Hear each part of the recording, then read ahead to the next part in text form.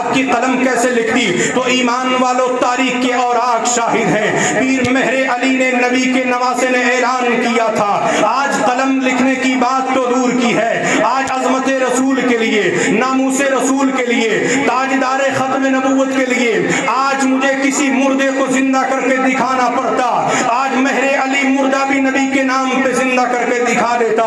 تو مریدوں نے پوچھا، حضرت یہ بتائیے آپ اتنا بڑا دعویٰ کر کیسے سکتے ہو؟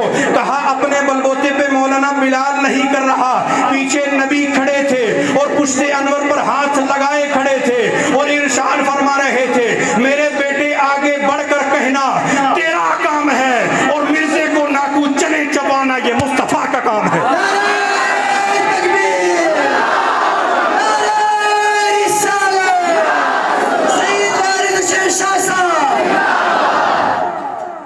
مرزا کہنے لگا میں عیسیٰ ہوں مجھے مانو۔ کہا تیرے جیسے کو میری جوتی نہیں مانتی، تجھے میں نے کیا ماننا، میں مہر علی ہوں اور میں ایرا غیرہ نتھو خیرہ نہیں، میری رگوں میں خون رسول ہے۔ جب احمد رضا پٹھان ہو کر سید کے خون کی خوشبو پہچان سکتا ہے تو سید ہو کر یہ نہیں پہچان سکتا تو عیسیٰ مسیح ہے کہ لعنتی ہے۔ مرزے نے کہا مناظرہ رکھا جائے، کس بات کا؟ آپ بھی رب کی وحدانیت کو لکھیں، میں بھی لکھوں، جو زیادہ لکھے گا وہ حق پہ ہوگا۔ مہر علی بولا پتر پلیا نہ ہے، آدھا صحیح میدان وچ نہ کچھ چنے نہ چبوائے تو مہر علی نے کہنا۔ میدان لگا تو صحیح، جب میدان لگا سامنے پلیت مرزا ہے، ادھر سامنے نبی کا نواسہ ہے، ادھر جب میدان دونوں طرف لگے تو مہر علی نے بات کو چینج کیا، کہا اتنا بڑا علم و فن کا تاجدار کہلانے والا مناظرے کی بات نہ کر، یہاں پر مباہلے کی بات کر، مناظرے کی بات نہ کر، مباہلے کی بات کر۔ کہا کیا؟ کہا آپ نے بات یہ رکھی ہے کہ میں بھی قلم سے لکھوں گا اور تو بھی قلم سے لکھے گا، جس کی قلم رب کی تعریف زیادہ لکھے گی وہ حق پر ہوگا اور جس کی کم لکھے گی وہ حق پر نہیں ہوگا۔ تو مہر علی بولے خود قلم سے لکھنا کمال نہیں، قلم تو بھی رکھ، کاغذ تو بھی رکھ، حکم تو بھی دے، حکم میں بھی دوں، جس کے حکم سے خود بخود قلم چلے گی حق پر تو وہ مانا جائے گا، حق پر تو وہ مانا جائے گا۔ تو ایمان والو میدان لگا ہوا ہے، تمام غلامان مصطفیٰ تشریف فرما ہے، ادھر کچھ پلیت کے ساتھ پلیت بھی ہے۔ مہر علی نے جب مباہلے کا چیلنج کیا کہ قلم تیری بھی رکھی جائے گی، قلم میری بھی رکھی جائے گی، دونوں قلموں کو حکم دیا جائے گا، جس کی قلم خود بخود اللہ رب العزت کی وحدانیت کو لکھے گی اور جتنی زیادہ لکھے گی وہ بات مانی جائے گی۔ یہ بات کہنی تھی کہ مرزا دم دبا کے کھسکتا ہوا نظر آیا، دم دبا کے بھاگ گیا۔ مہر علی کو مریدوں نے پوچھا، اے مہر علی اتنا بڑا دعویٰ کیسے کر لیا، آپ کی قلم کیسے لکھتی؟ تو ایمان والو تاریخ کے اوراق شاہد ہیں، پیر مہر علی نے نبی کے نواسے نے اعلان کیا تھا، آج قلم لکھنے کی بات تو دور کی ہے، آج عظمت رسول کے لیے، ناموس رسول کے لیے، تاجدار ختم نبوت کے لیے آج مجھے کسی مردے کو زندہ کر کے دکھانا پڑتا، آج مہر علی مردہ بھی نبی کے نام پہ زندہ کر کے دکھا دیتا۔ تو مریدوں نے پوچھا، حضرت یہ بتائیے آپ اتنا بڑا دعویٰ کر کیسے سکتے ہو؟ کہا اپنے بلبوتے پہ مولانا بلال نہیں کر رہا، پیچھے نبی کھڑے تھے اور پشت انور پر ہاتھ لگائے کھڑے تھے اور ارشاد فرما رہے تھے، میرے بیٹے آگے بڑھ کر کہنا تیرا کام ہے، اور مرزے کو ناکو چنے چبانا یہ مصطفیٰ کا کام ہے۔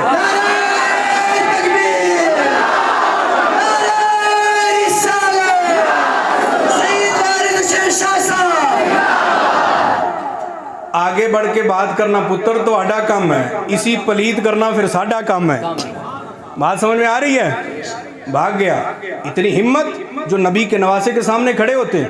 ہم مہر علی کے غلاموں کے غلاموں کے غلاموں کے غلاموں کے غلام ہیں، کوئی ہمت والا سامنے کھڑا ہو کے بتائے تو صحیح نا۔ لوگ تو رات میں تارے دیکھتے ہیں، جن کو 12 بجے نہ دکھا دیں تو سید نہیں کہنا۔ تو پھر مہر علی تاجدار گولڑا، جس کی کتابت پر، جس کے علم پر احمد رضا نے ناز کیا ہو، وقت کا عظیم مجدد۔ اسی دور میں ایک اور سید صاحب تھے، نام تھا پیر جماعت علی شاہ، مولانا شکیل صاحب۔ جب مناظرے سے نہیں بلکہ مباہلے سے پلید بھاگا. یہ ایسے ہوتے ہیں، خدا جب دین لیتا ہے تو عقلیں چھین لیتا ہے. پھر جماعت علی شاہ تھے اسی دور میں، مریدوں سے کہنے لگے ہے پتر نس گیا ہے، جاؤ کل تک مر جاسی گا. لوگ کہنے لگے یا حضرت موت زندگی رب نے ہاتھی چاہے، اتنا بڑا دعویٰ کس طرح ہے یار؟ اپنے بلبوتے پہ تھوڑی کرتے، پیچھے کوئی کھڑا ہوتا ہے.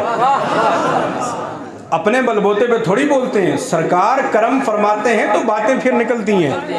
دوسرے دن آیا مرزا لانتی گیا پخانے میں، لیٹرین میں، ٹوائلٹ میں، طہارت کے لیے، فارغ ہونے کے لیے. منہ پیا لیٹرین نے بیچ. گل سمجھ رہے ہو؟ منہ جو ہے نا، منہ یہ چہرہ، یہ ہمارا تو چہرہ مبارک ہے. انہوں نے پلیت بتھاڑا سی، وہ بتھاڑا پیا ٹائلٹ نے بیچ، جان گئی نگل. پیر جماعت علی شاہ کے پاس لوگ آئے، یا حضرت ساڑے مجدد اور قدر گئے ایہو لیٹرین وچ پلیت ہوئے نے جی، وہ وقت کا نبی ہے. تو پیر جماعت علی شاہ نے پھر تاریخی بات کی، سبحان اللہ بولے. مرزا اگر ہوتا خدا کا نبی تو لیٹرنگ میں گر کے مرتا نہ کبھی. یہ ہے مرزا جی نا، یہ نبی منن کیڑے مرزا ہی. میں آپ کو بتاؤں میرا نبی دنیا سے کیسے گیا. ایک موت پلید نہیں ہو گئی ٹائلٹ میں، تو میں یہ نہ بتاؤں میرا نبی دنیا سے کیسے گیا. سرکار دو عالم صلی اللہ علیہ وسلم کے جب آخری ایام آئے تو رب کائنات نے ملک الموت کو بھیجا، جاؤ میرے محبوب سے اجازت لے کر ان کی روح کو قبض کرو.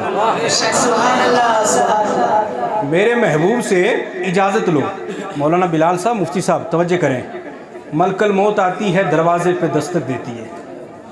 ملک الموت آ رہی ہے نبی کے در پہ کرم کی بھیک مانگنے کے لیے.